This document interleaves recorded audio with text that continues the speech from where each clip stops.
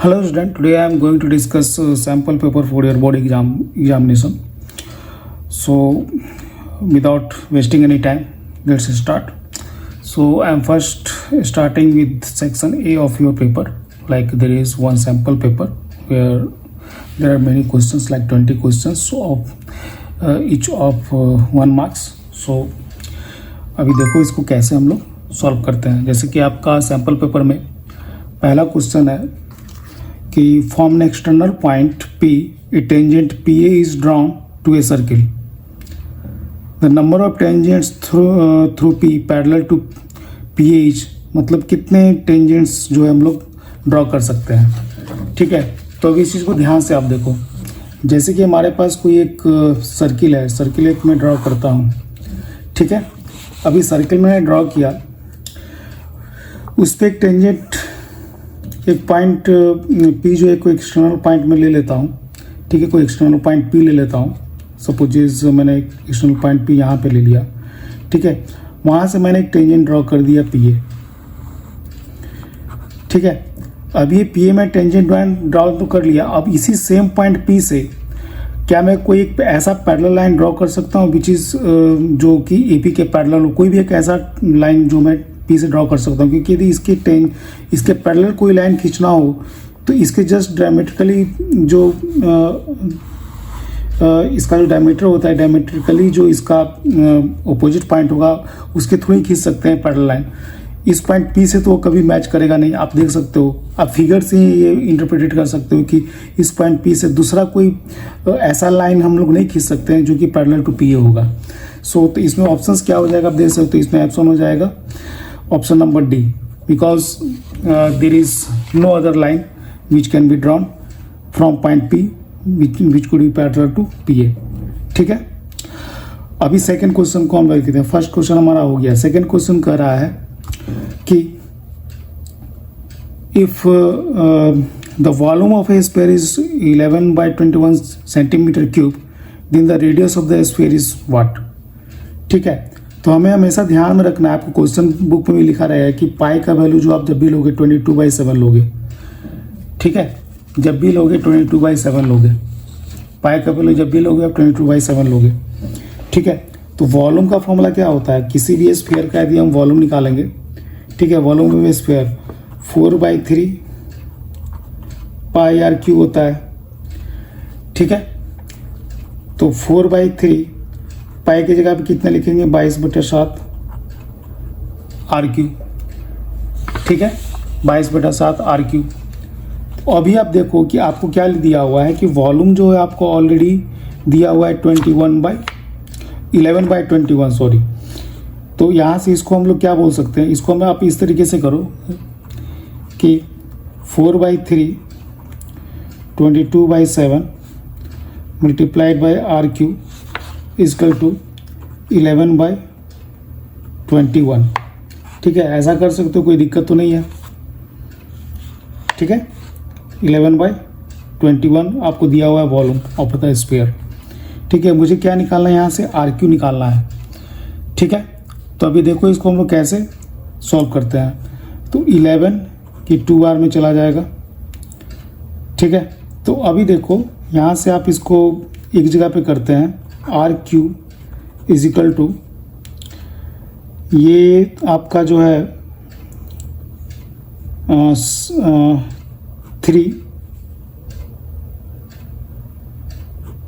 7 times चला जाएगा और ये 7 में कैंसिल हो जाएगा। ठीक है, तो यहाँ पे आप देख सकते हो कि 8r³ इक्वल टू 1 आ रहा है। ठीक है, तो r³ का मतलब क्या हो गया, 1/8। दिस इम्प्लाइज डेट r का वैल्यू क्या हो गया, क्यूब रूट ऑफ 1/8। ठीक है, क्यूब रूट ऑफ 1/8, इसका मतलब क्या हुआ कि 1/क्यूब रूट ऑफ 8।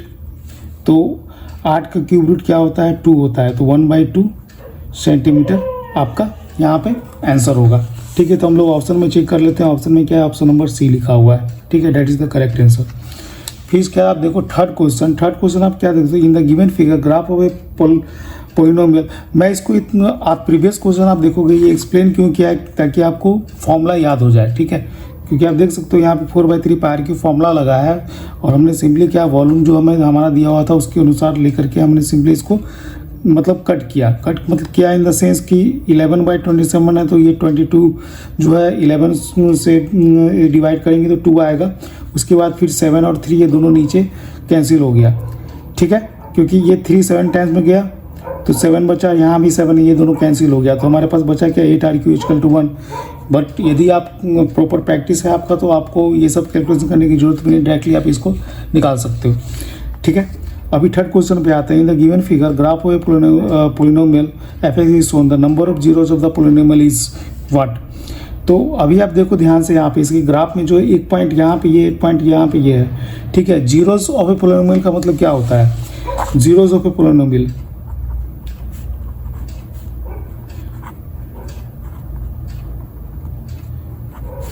ठीक है, जीरोज ऑफ ए पोलिनोमियल, किसी पोलिनोमियल का जीरो क्या होता है, इसका मतलब है कोई फंक्शन f(x) जो दिया हुआ है, लाइक फंक्शन मैं बोल रहा हूँ कि फंक्शन आपको आगे पढ़ना पड़ेगा, फंक्शन इसको हम लोग पोलिनोमियल यहाँ पे पढ़ेंगे px, तो px जो है जीरो हो जाए, x का एक ऐसा वैल्यू जिससे px का वैल्यू जीरो हो जाए, ठीक है। तो जो भी हम लोग कोऑर्डिनेट एक्सिस सिस्टम लेते हैं तो ये हमारा एक्स एक्सिस होता है, तो एक्स एक्सिस पे मतलब जो भी वैल्यू होगा ये आपका जो वाई एक्सिस पे जो भी वैल्यू उसका जीरो होगा, ठीक है, वाई वैल्यू हमेशा जीरो होगा, ठीक है। कोऑर्डिनेट ज्योमेट्री जब पढ़ाऊंगा तो मैं आपको इसमें ऑलरेडी बता के रखा हुआ है, ठीक है।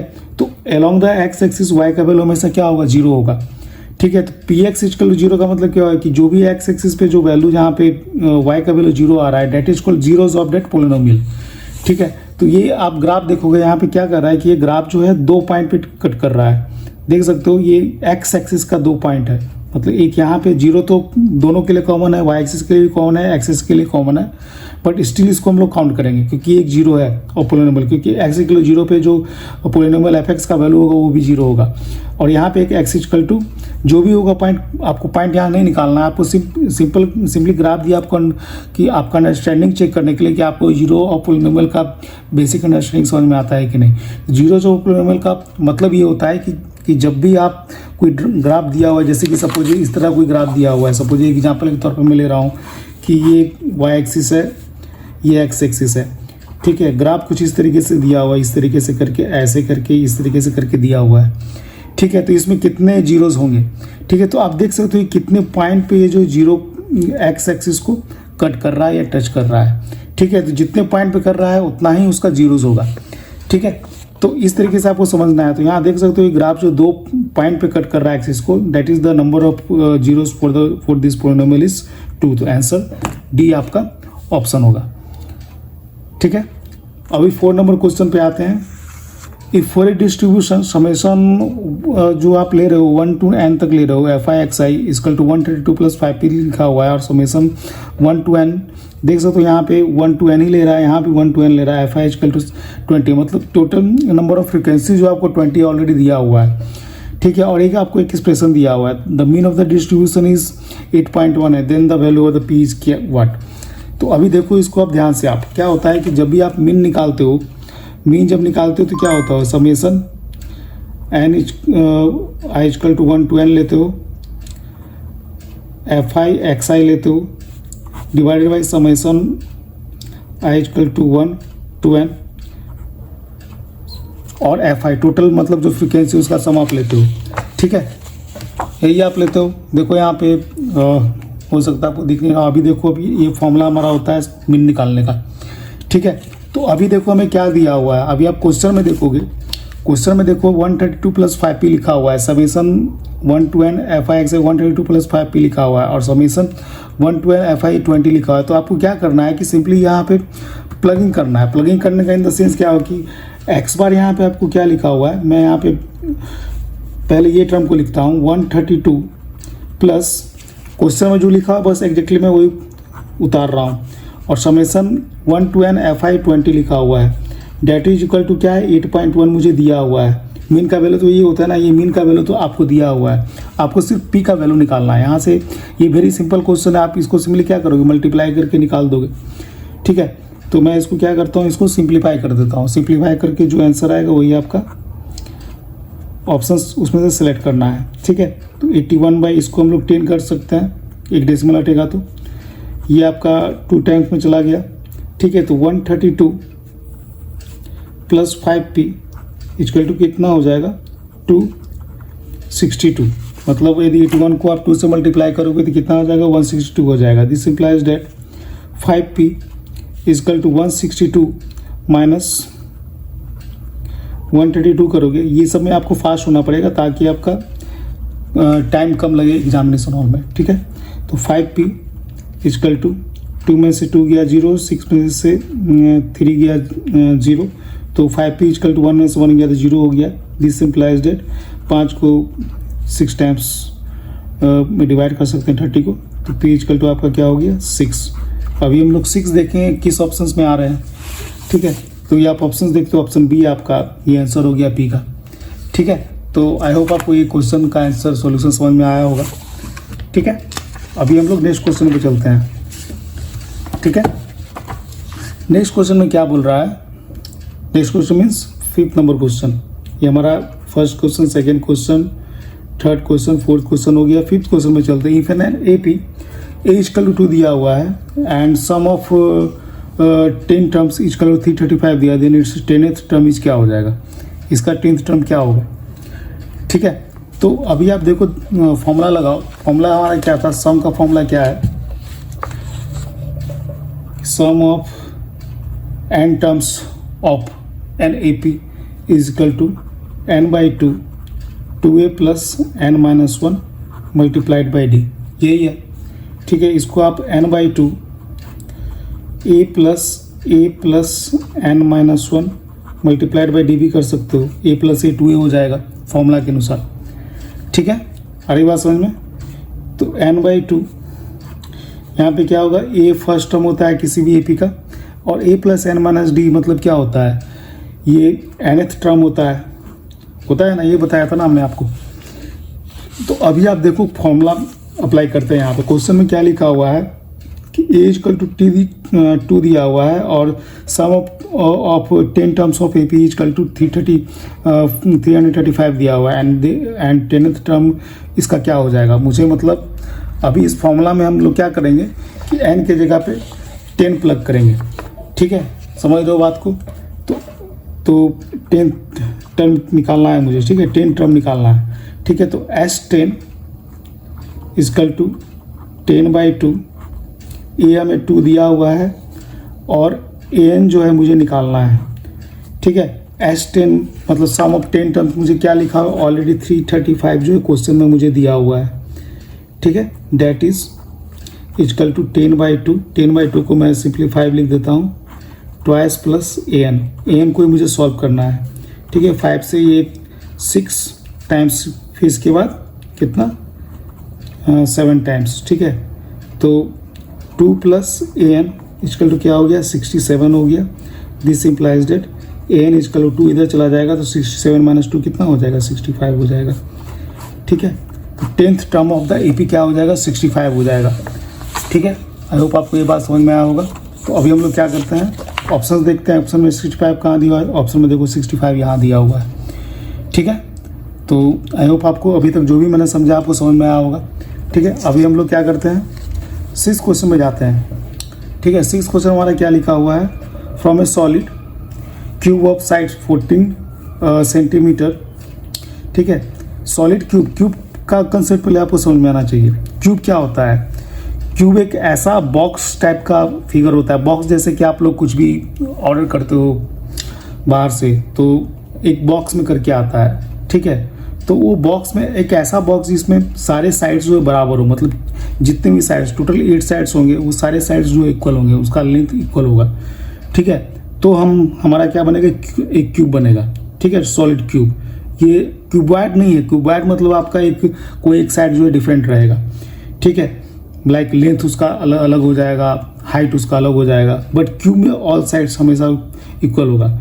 ए sphere of maximum diameter is curved out, the radii of the sphere, मतलब स्फीयर का रेडियस क्या होगा, बस इतना ही मुझे निकालना है। तो आप देखो कितना ईजी है, आप समझ सकते हो, ठीक है। अभी मान लो एग्जाम्पल के तौर पर मैं आपको क्या करना है, आपको सिंपली फिगर बनाना है। फिगर यदि आपको आता है समझ में तो आपको ये क्वेश्चन बनाने में कोई दिक्कत नहीं होगा, ठीक है। इस तरीके का कुछ बनेगा फिगर क्यूब का,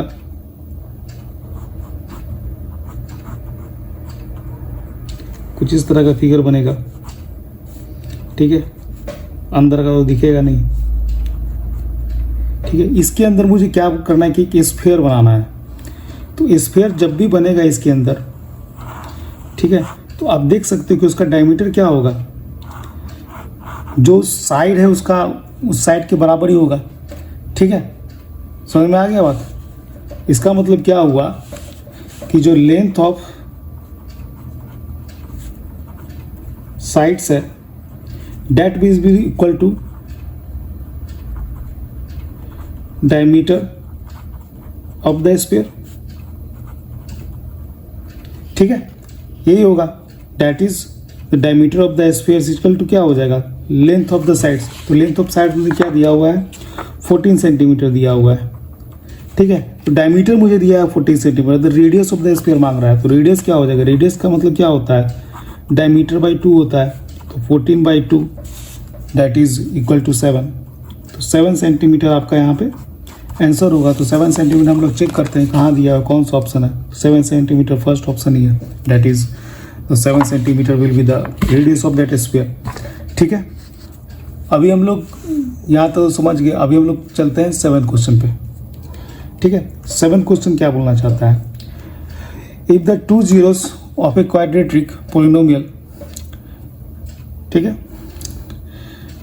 are plus minus square root of 5, then the quadratic polynomial is क्या, ठीक है।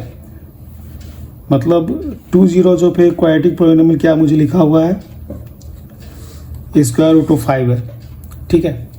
तो इसमें जो है मतलब क्या होगा, तो आप इसको ध्यान दो किस तरीके इसको निकाल सकते हैं। अभी इसमें क्या करना है मुझे, इसमें करना क्या होगा कि हम लोग इसमें एलिमिनेशन करके बना सकते हैं, ठीक है। बनाने के लिए तो बहुत सारा मेथड है, बट इसको हम लोग एलिमिनेशन मेथड से बना सकते हैं। Elimination method in the sense क्या होगा कि आप देखो ध्यान से, यदि मान लो एक्स स्क्वायर इक्वल टू मान लो हमारा के लिखा हुआ है, तो एक्स का वैल्यू क्या होगा, plus minus square root of के होगा, ठीक है। आ रही बात समझ में। तो यहाँ पे आप देखो एक्स का वैल्यू यहाँ पे आपको क्या लिखा है, के जगह पे सिंपली 5 लिखा हुआ है, plus minus square root of 5 लिखा हुआ है ये, ठीक है। देखो ध्यान से आप, यहाँ मैं आपको बता रहा हूँ, ठीक है। मैं फिर से बताता हूँ, एक्स स्क्वायर इक्वल टू यदि के है इस तरीके से, तो एक्स का वैल्यू जब भी हम निकालेंगे तो प्लस माइनस में आएगा, स्क्वायर रूट ऑफ के आएगा।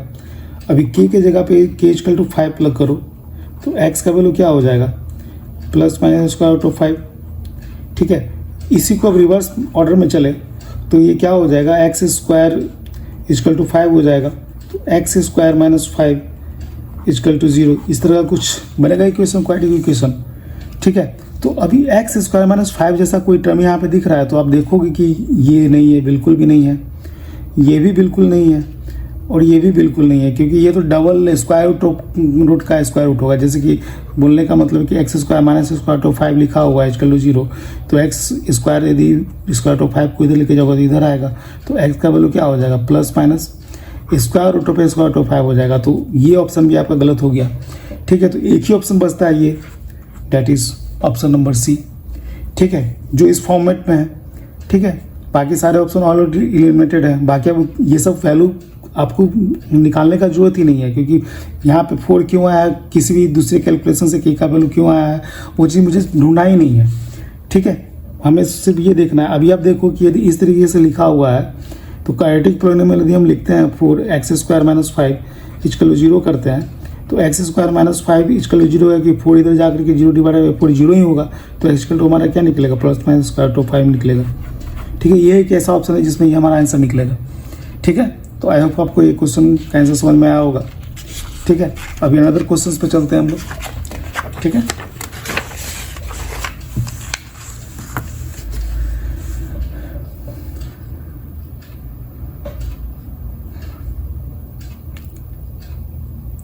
अभी 8th क्वेश्चन पे चलते हैं हम लोग, ठीक है।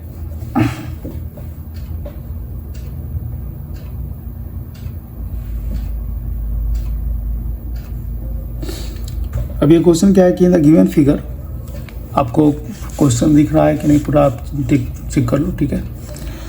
In the given figure tangents P A and P B drawn from P to circle are inclined to each other at an angle of 80 degree, ठीक है। 80 डिग्री पे इंक्लाइन किया हुआ है, ठीक है। तो अभी आप ध्यान दो कि यहाँ पे मैं अलग से बता रहा हूँ पेपर पे कि कोई भी सर्किल है, ठीक है, कोई भी सर्किल है और किसी भी एक्सटर्नल पॉइंट पी से कोई टेंजेंट यदि हम ड्रॉ करते हैं, ठीक है, दो टेंजेंट जब भी ड्रॉ करेंगे किसी भी एंगल से आप लोग दो टेंजेंट जब भी हम ड्रॉ करेंगे एक सिंगल पॉइंट से, कोई भी एक कॉमन पॉइंट से यदि हम ड्रॉ करेंगे तो क्या होगा, एक ये तो परपेंडिकुलर तो होगा ही। सबसे पहले सेंटर से कुछ भी हम लोग ड्रॉ करेंगे तो उसे परपेंडिकुलर तो होगा ही, ये परपेंडिकुलर तो होगा ही, ठीक है। प्लस ये जो लेंथ ऑफ टेंजेंट है वो भी क्या होगा, सेम होगा। मतलब ये यदि एल है तो ये भी एल होगा, ठीक है। यहाँ देखो, अभी आपको नहीं दिख रहा था, अभी मैं बताता हूँ वापस से, ठीक है। कोई पॉइंट पी हम यहाँ पे लेते हैं, ठीक है। तो पी से हमने एक सर्किल पे दो टेंजेंट लाइन खींचा, एक यहाँ खींचा और एक यहाँ खींचा। तो ये सर्किल का एक प्रॉपर्टी होता है कि यहाँ पे एक तो परपेंडिकुलर होगा प्लस जो ये लेंथ होगा पी एम और ये पी एन मान लो, तो that P M is equal to क्या होगा, पी एन होगा, ठीक है। मतलब यदि हम इस दो लाइन को ऐड कर दें, ठीक है, दो लाइन को ऐड कर दे तो ये तो आइसोसेलेस ट्रायंगल बना। ये जो ट्रायंगल बनेगा P M N triangle, P M N will भी क्या होगा, आइसोसेलेस ट्रायंगल।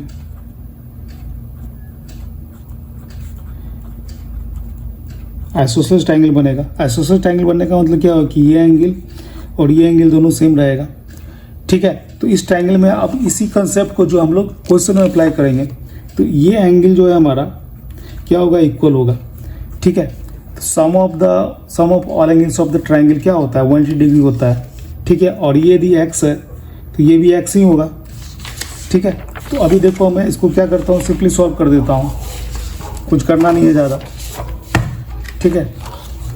फिगर हमारा ऑलरेडी यहाँ पे दिया हुआ है, ठीक है। अब इसको सॉल्व कैसे करेंगे देखो आप ध्यान से। अभी किसी भी एंगल में, किसी भी ट्रायंगल में जो सम ऑफ एंगल्स होते हैं वो 180 डिग्री के बराबर होते हैं। तो angle P A B plus angle P B A plus angle A P B equal to क्या होगा, 180 डिग्री होगा। एंड दूसरा P A B and P B A दोनों क्या है, एक्स के बराबर है, तो एक्स प्लस एक्स इसको मैं मान लेता हूँ, ठीक है। प्लस ये हमें 80 डिग्री दिया हुआ है equal to 180 degree. This implies that 2x equal to क्या हो जाएगा, 80 डिग्री को इधर लेके जाएंगे तो 100 डिग्री होगा। This implies that x equal to क्या हो जाएगा, 50 डिग्री हो जाएगा, ठीक है। अब ये x क्या है हमारा, यही पी ए बी एंगल है ना, तो this implies angle P A B is equal to 50 degree, ठीक है। तो आप ऐसा नहीं है मतलब ये एक्स आप मान के चलो, ऐसा कुछ रिक्वायर जरूरी नहीं है, ठीक है। ऐसा कुछ जरूरी नहीं है कि आप एक्स मान के चलो, आप ऐसा एंगल करके भी लिख सकते हो, ठीक है। ये थोड़ा हिडन था कुछ देर के लिए, अभी आप चेक कर सकते हो कैसे मैंने सॉल्व किया है। आप क्वेश्चन में जाओ, क्वेश्चन में देखोगे angle P A B plus angle P B A plus angle A P B is equal to 180 degree. ये पी ए बी हमने एक्स माना और पी बी ए भी एक्स माना, तो x plus 80 degree is equal to 180 degree. 2x ये simple एक linear equation बना इन सिंगल वेरिएबल।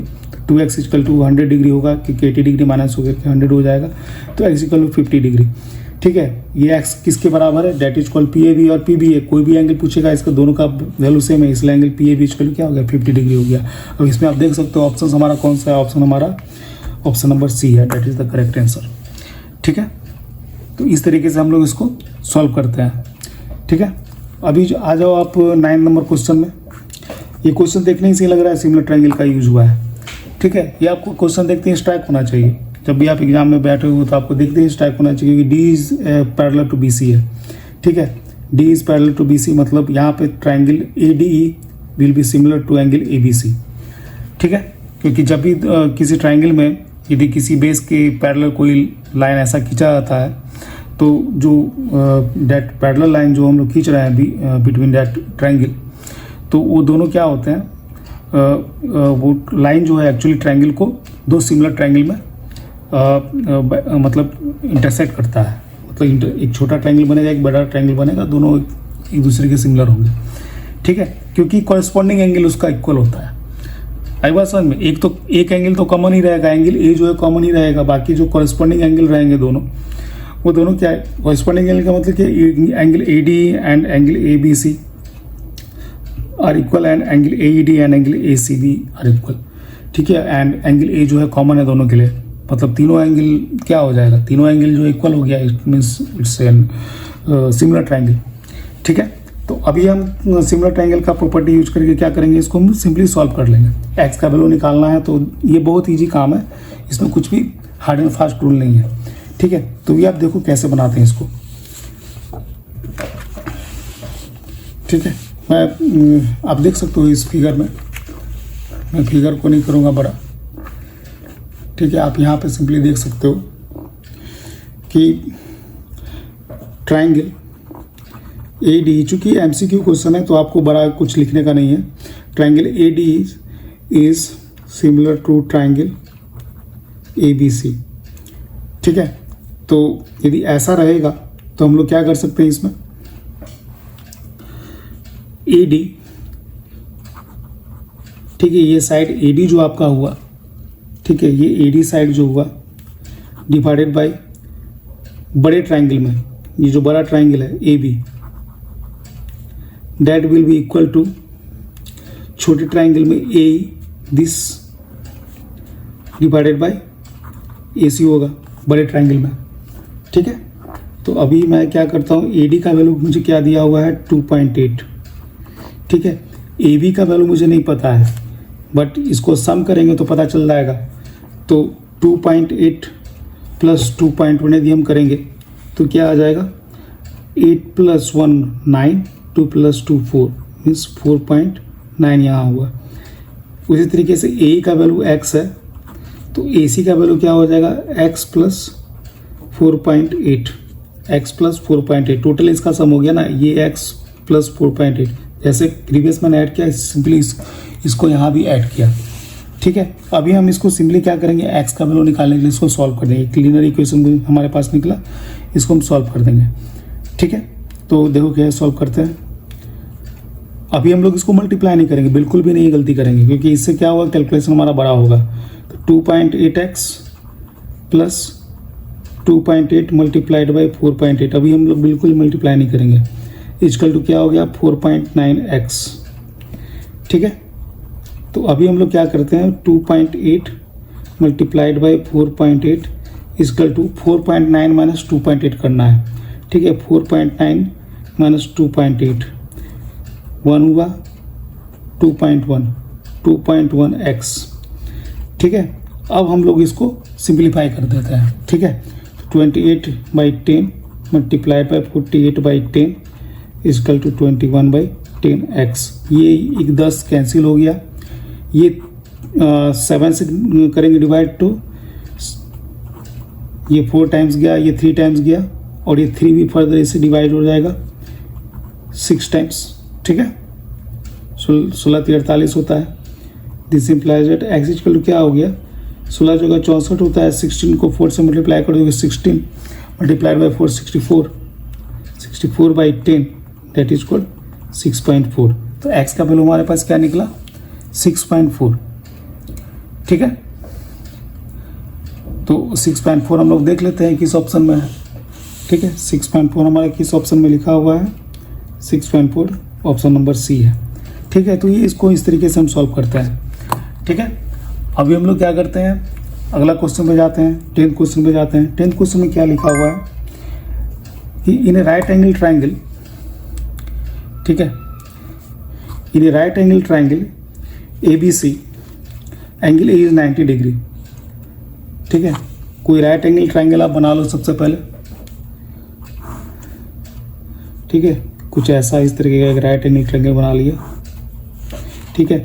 जहाँ पे क्या बोल रहा है, ए 90 डिग्री है, तो ए यहाँ पे रहेगा, ऑब्वियसली ए यहाँ पे रहेगा, और ए बी इक्वल टू ए सी है, तो मान लो बी यहाँ पे है, सी यहाँ पे है, ठीक है। इस दोनों को कनेक्ट कर दो, ये साइड इस साइड की इक्वल है, ठीक है। और क्या लिखा हुआ है इसमें, द वैल्यू ऑफ साइन सी का वैल्यू क्या होगा। देखो यदि आपको कंसेप्ट पता है तो इसमें कुछ लेना ही देना नहीं है, बहुत ईजी क्वेश्चन है। ये 90 डिग्री है, आप देख रहे हो ये दोनों साइड इक्वल है, मतलब ये आइसोसेलेस ट्रायंगल हुआ ना, आइसोसेलेस राइट एंगल ट्रायंगल। इसको आप लिख सकते हो ISOSCE, isosceles right angle triangle, ठीक है। कोई भी एंगल यदि 90 डिग्री है किसी भी ट्रायंगल में, डेट इज कॉल्ड, उसको राइट एंगल ट्रायंगल बोलते हैं। बट चूंकि साइड्स भी इक्वल है, ठीक है, इसलिए इसको आइसोसेलेस राइट एंगल ट्रायंगल बोलेंगे, ठीक है। आई बात समझ में। तो अभी क्या है कि टोटल जो है sum of angles of a triangle क्या होता है, 180 डिग्री होता है, ठीक है। तो यदि ये दोनों साइड बराबर है, इसका मतलब ये एक्स होगा और ये एक्स होगा, तो sum of the angles of triangle क्या होगा, एक्स प्लस 90 डिग्री इक्वल क्या हो जाएगा, 180 डिग्री हो जाएगा। This implies date 2x equal क्या हो जाएगा, 90 डिग्री हो जाएगा। This implies date x equal क्या हो जाएगा, 45 डिग्री हो गया। तो ये एंगल 45 डिग्री है। तो आपको निकालने को क्या बोल रहा है, देखो ध्यान से क्वेश्चन में, द वैल्यू ऑफ साइन सी, ठीक है। तो साइन सी का मतलब क्या होगा, साइन 45 डिग्री, साइन 45 डिग्री यदि अपने ट्रिग्नोमेट्री पढ़ा है तो साइन 45 इक्वल टू 1/√2 होता है, ठीक है। तो 1/√2 कौन सा ऑप्शन दिखा रहा है, तो ऑप्शन डी आपका ये आंसर हो गया, ठीक है। तो इस तरीके से क्वेश्चन हम लोग सॉल्व करते हैं। तो आज मैं इतना ही क्वेश्चन रखता हूँ, उसके बाद फिर मैं दूसरे वीडियो में आपको फर्दर क्वेश्चंस बताऊंगा, ठीक है। So be connected with me, have a nice day.